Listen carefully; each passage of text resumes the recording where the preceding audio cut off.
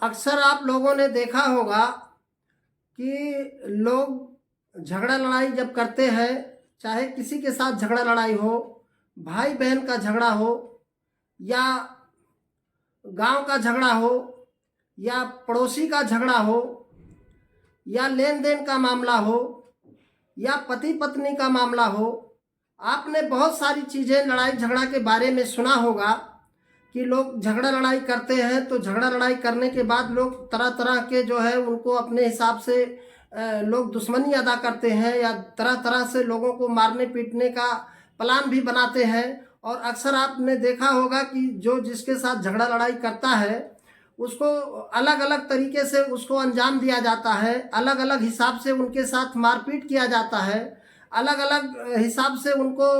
दुश्मनी अदा किया जाता है। लेकिन दोस्तों, आज की जो कहानी हम आपके पास लेके आए हैं वो कहीं ना कहीं एक पति और पत्नी की जो दुश्मनी, जिस तरह से उनका झगड़ा हुआ था और जिस हिसाब से ये बदला लेते हैं या जिस हिसाब से इन्होंने, ये आदमी एक मारने का प्लान बनाता है, ये चीज़ सुन करके आपके रोंगटे खड़े हो जाएंगे और आप सोचने पे मजबूर हो जाएंगे कि क्या आज के इस दुनिया में इस तरह से भी लोग हैं कि जो इस तरह से लोगों की जान लेते हैं, हत्या करते हैं, और उनको मारने के लिए क्या इस तरह से भी कोई प्लान बना सकता है क्या। नमस्कार, मैं हूं जगदीश गुप्ता। न्यूज़ सच तक की एपिसोड में मैं फिर से हाजिर हूं क्राइम की एक सच्ची घटना को लेकर। उम्मीद करता हूं कि आप लोग अच्छे होंगे, स्वस्थ होंगे, मस्त होंगे। तो दोस्तों, कहानी शुरू करूं इससे पहले कि आपसे एक अनुरोध है कि जो भाई, जो सज्जन, जो भाई बहन हमारे इस चैनल पे नए हैं, उनसे एक अनुरोध है, गुजारिश है कि अगर आप चैनल पे नए हैं तो चैनल को सब्सक्राइब करें, और अगर वीडियो अच्छी लगे तो आप इसको लाइक और शेयर जरूर करें। तो चलिए कहानी को शुरू करते हैं। दरअसल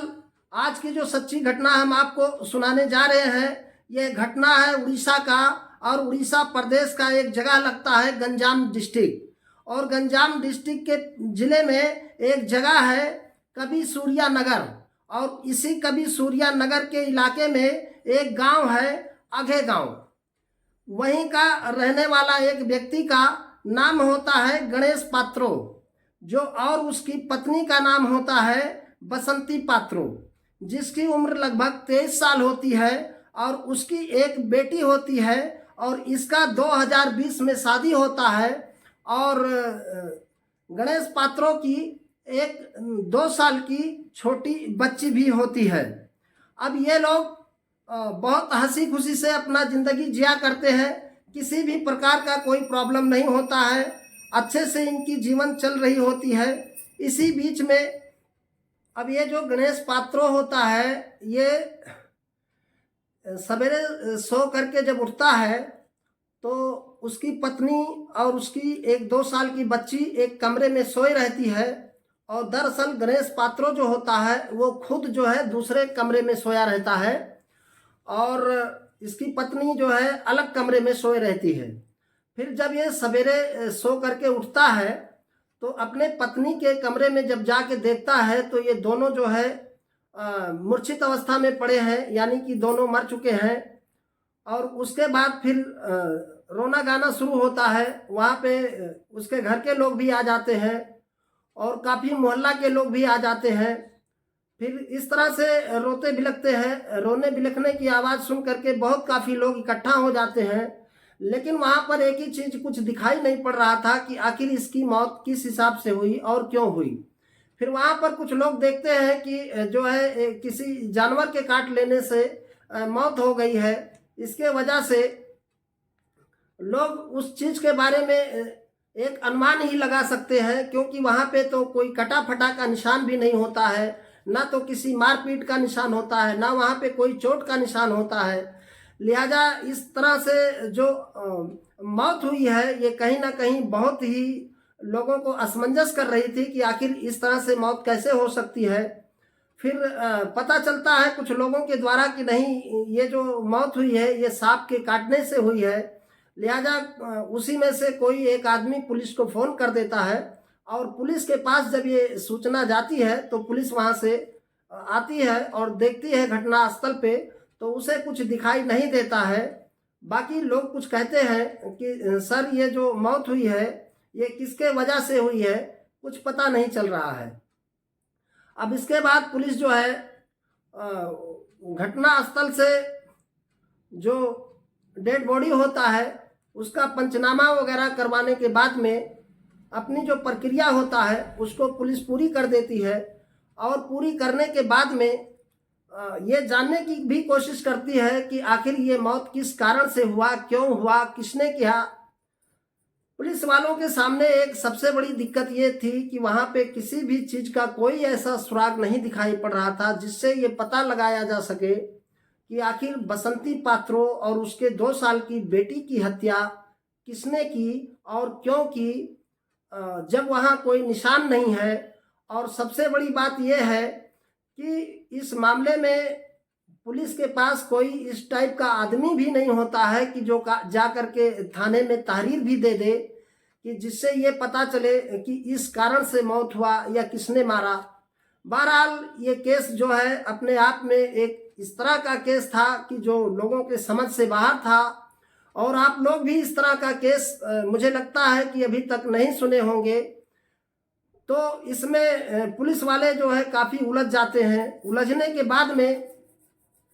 लगभग सब कुछ समान हो जाता है, लोग अपने अपने कामों में बिजी हो जाते हैं।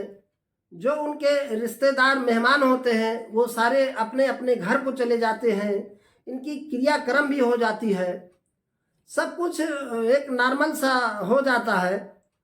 और लगभग इन सारी चीज़ों को 1 महीना गुजर जाता है। इसके बाद में जो गणेश पात्रो होता है, बसंती पात्रो, गणेश पात्रो की जो बीवी होती है बसंती पात्रो, इसके जो पिताजी होते हैं वो 1 महीने के बाद में अपने नज़दीकी पुलिस स्टेशन में पहुंचते हैं और कहते हैं कि साहब हमारी बेटी का जो मौत हुआ है तो मुझे लगता है कि जो गणेश पात्रो है उसके ऊपर मुझे शक है, और आप इस चीज़ को गहराई से थोड़ा सा जांच करने की कोशिश कीजिए। तो अब वहाँ पे तो किसी भी प्रकार की ऐसी कोई सबूत भी नहीं मिल पा रहा था कि जिससे किसी को इसके बारे में या इसमें दोषी ठहराया जाए।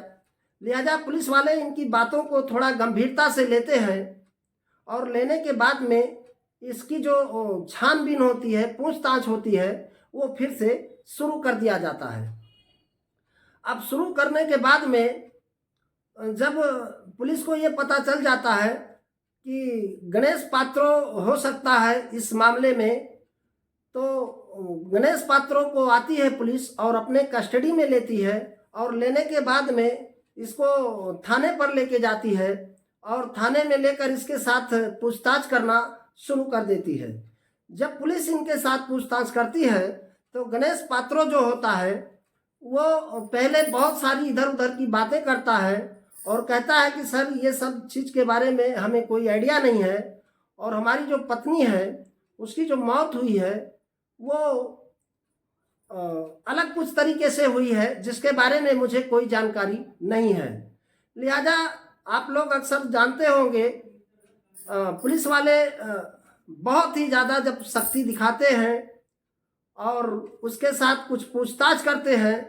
और पुलिस वाले कुछ थोड़ा बहुत उसके एगनेस्ट में प्रूफ भी इकट्ठा करते हैं, और जो उनके ससुर होता है वो भी कुछ थोड़ा मोड़ा वहाँ पे उसका प्रूफ इकट्ठा करता है, और उसके बाद बहुत ज़्यादा कड़ाई करके गणेश पात्रों को पुलिस पूछताछ करने लगती है। जब पूछताछ करने लगती है तो जब गणेश पात्रों जब ये देखता है कि अब हम नहीं बच पाएंगे या मुझे अब सच्चाई बताना पड़ेगा, पुलिस का बहुत काफ़ी प्रेशर हो जाता है, तो अपना सच्चाई ये कबूल कर लेता है। उसके बाद जब गणेश पात्रो अपनी सच्चाई कबूल करता है तो उसे सुन करके आपके रोंगटे खड़े हो जाएंगे और आप सोचने पे मजबूर हो जाएंगे कि क्या कोई बाप जो 2 साल की जिसकी बेटी हो और जिसकी पत्नी हो उसको मारने का ऐसा तरीका निकाला कि जो कभी आदमी कल्पना भी नहीं कर सकता है। गणेश पात्रो कहता है कि साहब मेरा और मेरी बीवी से झगड़ा हुआ था और हम लोगों के बीच में काफ़ी कुछ प्रॉब्लम था, विवाद चल रहा था। तो हमने इसको मारने का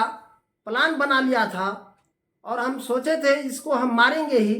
लेकिन जब मारने का प्लान हम ढूंढ रहे थे तो मेरे दिमाग में एक बात आया, और बात ये आया कि मैं मार्केट से जा कर के एक सांप लेके आया, एक नाग सांप लेकर के आया और प्लास्टिक के जार में, और लाने के बाद में उसको मैं, मेरे जो बच्ची और जो मेरी पत्नी सोई थी कमरे में,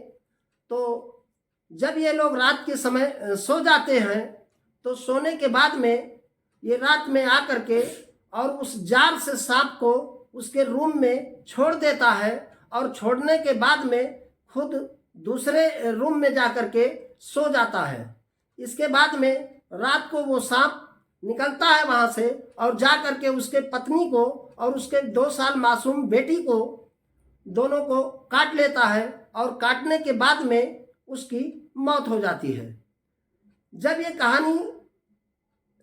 सुना रहा था गणेश पात्रो, तो